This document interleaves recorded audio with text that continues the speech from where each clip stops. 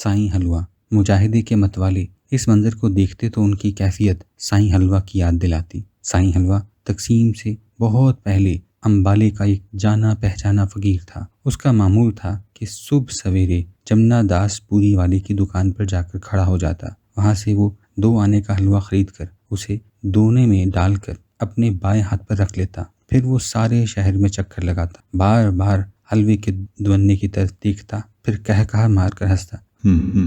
تو حلوہ کھائے گا، حلوہ کھائے گا، حلوہ کھائے گا۔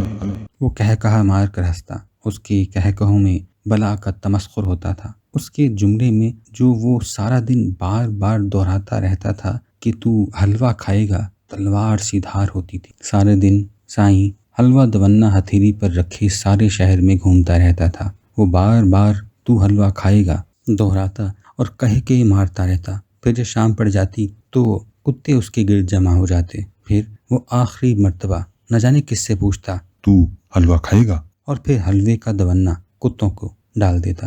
اس وقت اس کا طویل کہا سارے بازار میں گونجتا اور ہنستے ہنستے اس کی آنکھوں میں آنسو آ جاتے۔